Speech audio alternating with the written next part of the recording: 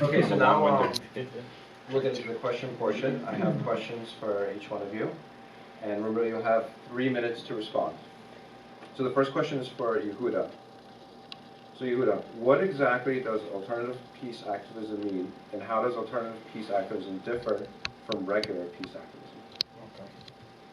So for those who know, in Israel, when people speak about peace activism or peace process, they usually mean the two-state solution.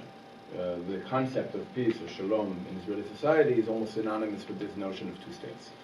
So we're automatically considered alternative peace activists. Most people who would be considered peace activists in Israeli society are part of what we call the peace industry.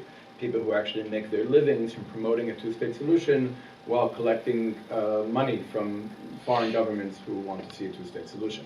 So we're not that. Number one, we're alternative because we circumvent the peace industry. We don't take money from foreign governments or from Christian evangelicals or anybody really who has an agenda outside of the parties on the ground.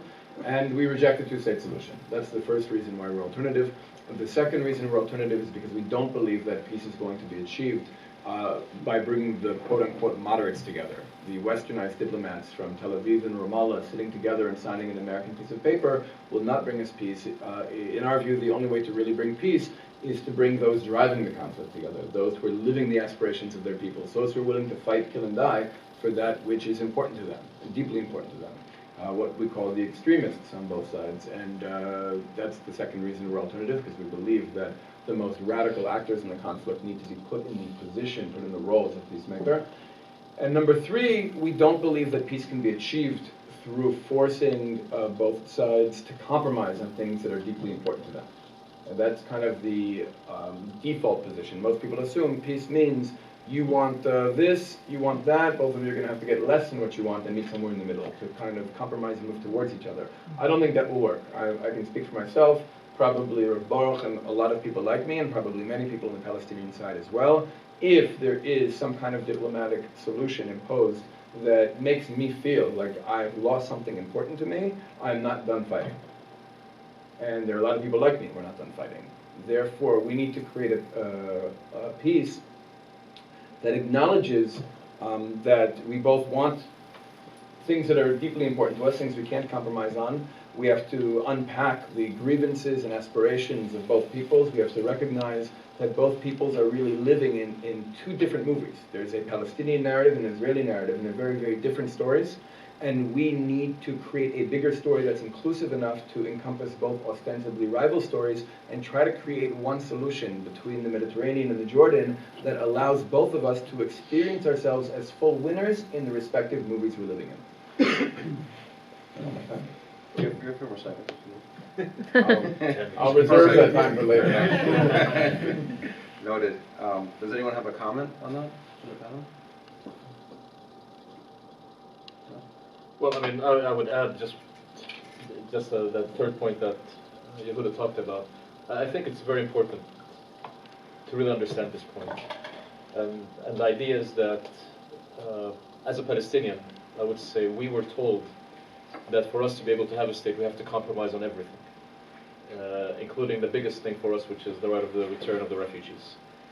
And I would say honestly to you that if you really ask a Palestinian, just like if you ask a Jew, what does it mean for you to live in the land?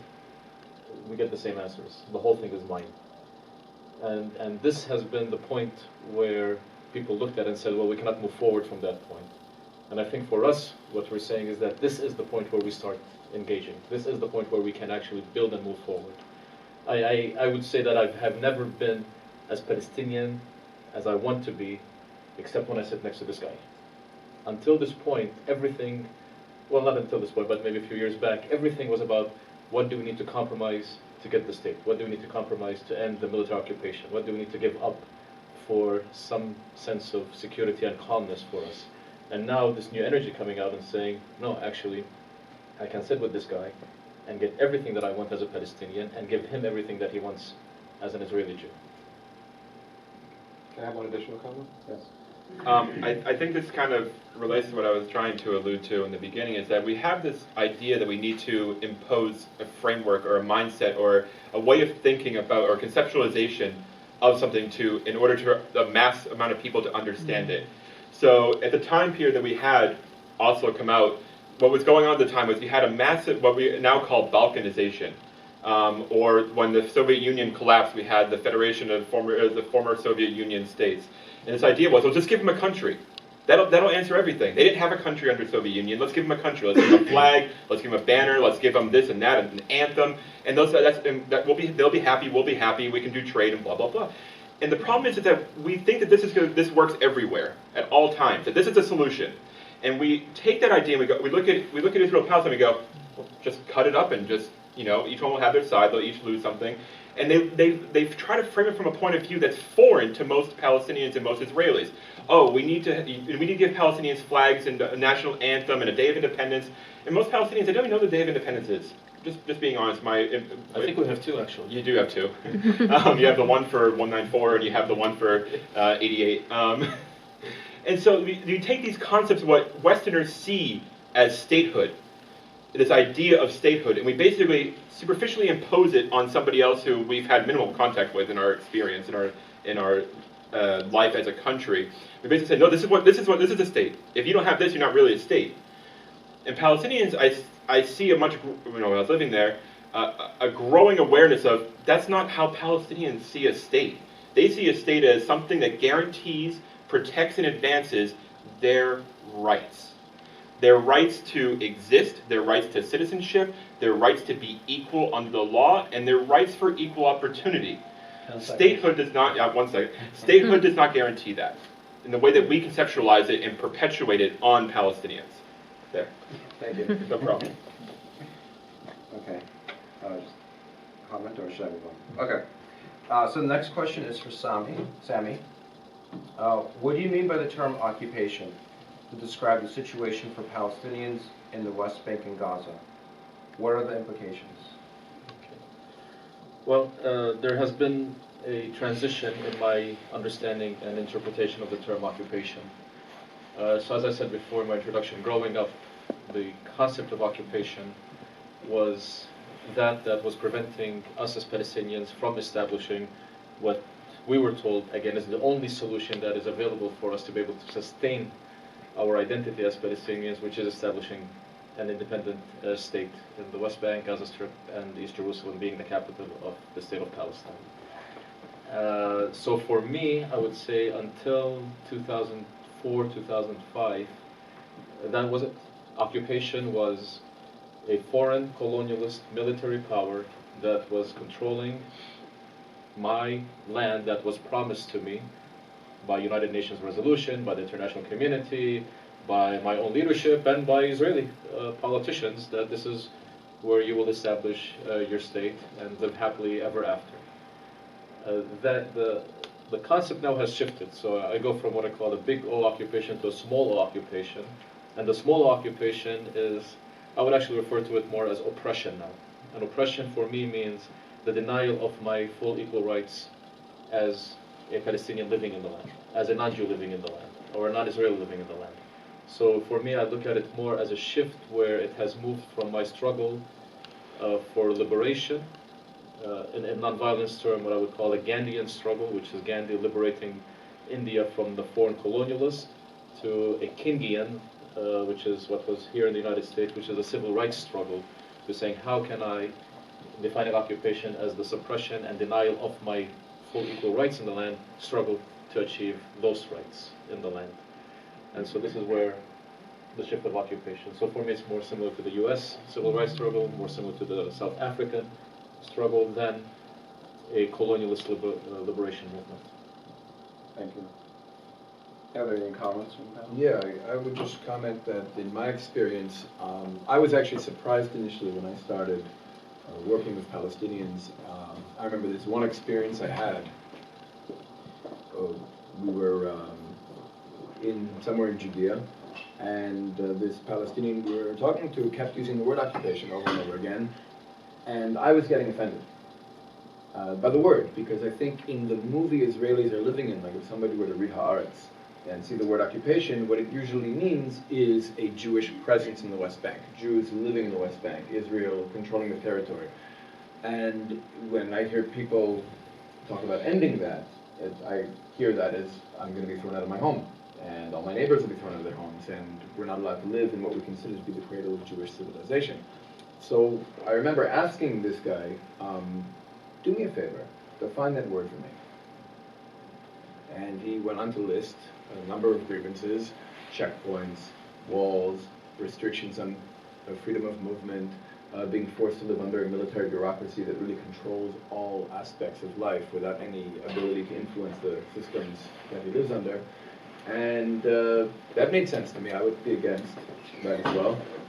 And I asked, well, can we end the occupation and still have Jews living in the West Bank? Can I still live where I live? Can I live in your community? He said, yes, absolutely. It's not about Jews living here. He said, is it about Israel being in charge here? And he said, and I think it was at that time it was more like their experience with Israel is a very negative experience. So it's kind of like, in theory, if Israel was A, B, and C, it wouldn't be a problem, like in theory. But the way we're experiencing it, no. Like this kind of rule is not good. So I realized that in both movies, the words are different. The way the words we both say to each other are not necessarily meaning the same. I think Zionism is another one. I think when Palestinians hear the word Zionism, it's a very different word than when a lot of Israelis use the word. So I think we have to be sensitive to the fact that in the two movies we live in, there are words that sound the same but mean very, very different things.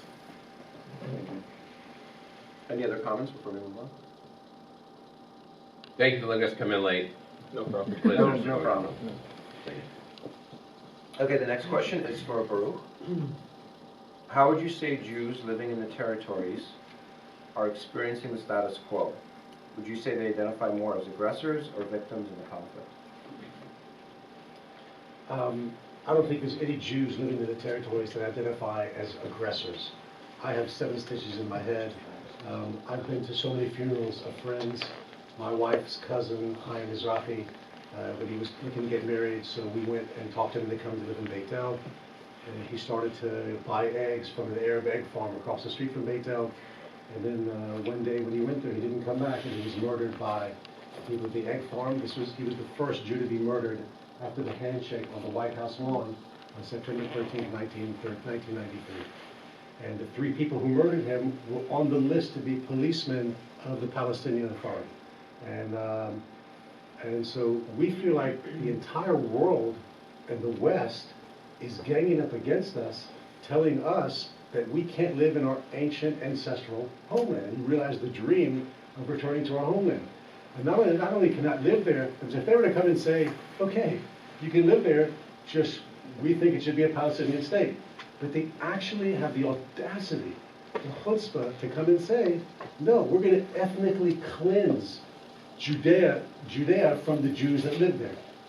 To me, it's so outrageous, that whole thing, that we feel a victim. Now, I will say, on the other hand, that I think that some of my colleagues, and I can't deny this, some of my colleagues, they basically have a scenario, the way they view the Arabs, is that all Arabs are either revealed or hidden terrorists. They're either terrorists at heart, or they're actually part of a violent resistance movement. And therefore, they must go. And therefore, how it'll happen and when it'll happen, so we're not in favor of actually giving them the boot and kicking them out, but maybe in some future war, the dynamics of the war will lead in such a way that a third of the Arabs that currently live in Judea and Samaria will be overrun and flee. That's what happens often in war, and that'll already solve a lot of the problems, and it'll happen again and again. Eventually, the Arabs won't be here. I see that as like a fairy tale. And I think that what's happening now that's bringing about this conversation is that more and more people are starting to realize, get out of the fairy tale. There's, X amount of Arabs. There's an argument, in Judea and Samaria, are there 1.8 million Arabs or 2.3 million Arabs? There's an argument with a discrepancy of about 500,000. But whatever it is, they're not going anywhere. In other words, the more people, it's funny because I come to people in my town and fellow Jews that live in Judea and Samaria, and I say to them, okay, let's say we now become the prime minister, right? You're going to be the prime minister, I'll be a minister of this, that, and the other. Okay, what are you going to do with Arab education in Judea and Samaria? They need to go to school. And it's like, to actually think about we're going to give services to the Arabs, It's like, well, of course they live here. They're part of, we're saying we want to have sovereignty over the entire land. So what types of plans and programs do you have for the Arabs? It's something that's like beyond the scope of the thought of your average Jew who lives in Judea and Samaria. So I think just that exercise has brought a lot of my friends to realize they're not going anywhere. The Arabs aren't going to suddenly get up and be thrown out. They're not going to leave. They're not going to fly to Canada. It's just not going to happen. And I think on the other side too, both throughout the world, there was a system, I'm telling you, I worked at a Sheva and I researched this. There was a systematic attempt to squash and to deny the knowledge of the numbers of Jews who live in Judea and Samaria, both from politicians and academics in Israel and around the world. And it reached the absurd point where in 1990, if there was 190,000 Jews that lived in Judea and Samaria, when I go to people and ask them in 2010 and today, how many Jews live in the West Bank today? They'll say, 200,000, maybe it's up to 210,000? 20 seconds. Okay. And so I'm saying, today we're 425,000 Jews that live in the West Bank settlements, let's call it, the towns of Judea and Samaria, and another 300,000 that live over the Green Line, in other words, in the eastern neighborhoods of Jerusalem. We're talking about close to 750, 800,000. There's a famous academic in Israel. He for 50 years fought for a two-state solution, and just in the last month, he came out and said, I can no longer, he says, as an academic, I have to face reality. He says, there's not going to be a two-state solution. There's too many Jews today in Judea and Samaria. There's close to 800,000. Let's start thinking of more creative solutions. Sami's not going anywhere. Sami's saying, Baruch's not going anywhere. Let's sit down and talk. What type of one-state solution are we going to have? That's the future dialogue. In my mind, that's the future concept, and this is cutting edge, believe me. Because if you go to any politician in the world, from Barack Obama, who just left office, even to Trump, all around the world, they're all talking about the two-state solution. And what's happening right now in this room is cutting edge. It's the new generation, the new conversation. Any comments? Yeah, I'd like to just make a comment. I think that, the Jews living in the West Bank are not monolithic. And even if we divide them up by places, the Jews in Ariel are not like the Jews in Hebron, and the Jews in Beit are not like the Jews in Ramallah. It is, and certainly not like Gush Etzion. That's a whole other story. I think that there's one common denominator, though, that I feel we all kind of accept, like what we all believe. I think the kind of common narrative that almost every Jew living in the West Bank believes is that we are an ancient people from this land.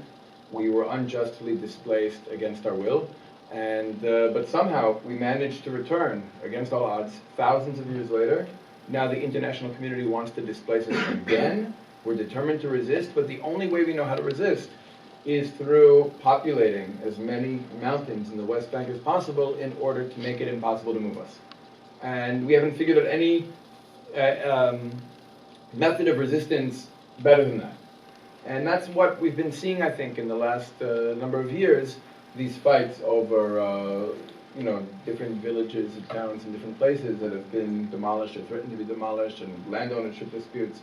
But I think that it needs to be understood that we're living in a very specific story, and that's the story we're living in. And in that story, we do experience ourselves as victims, or at least as trying to resist victimhood. Thank you. Okay, let's move on. The next question is for Chris. So Chris, as someone who has worked for NGOs in the West Bank, what is the current reality of the political, economic, and military situation for Palestinians living there? Okay. First of all, we need to isolate what does it actually mean to be in an NGO. There are a plethora that do everything from basic service-oriented provision to lobbying and advocacy. So I do like to kind of say not lump them all into one box. J Street does not do the same thing as Al-Damir. This is rather Al-Damir is a prisoners' rights organization for Palestinians in Israeli jails. The current reality of the military, political, and economic situation is more or less what it's been for the better part of 22 years, and very specifically, even the last 10 years kind of have a monolithic perspective of kind of how we view it, which is a status quo of nobody wants to try to change what's going on because it's convenient for leadership on both sides. So just because I lived in Ramallah, I'll go on that side and attack the PA first. Mahmoud Abbas does not want to have two states. and I don't say this from he hates Jews and he just wants to push them. That's not the reason. That's, I'm sorry, asinine. But the reason why is because at that day after, if there's two states, he will be killed. And I mean that, I'm not going to kill him. But he will be killed. Why? Because he'll suddenly be responsible for the people who live under him.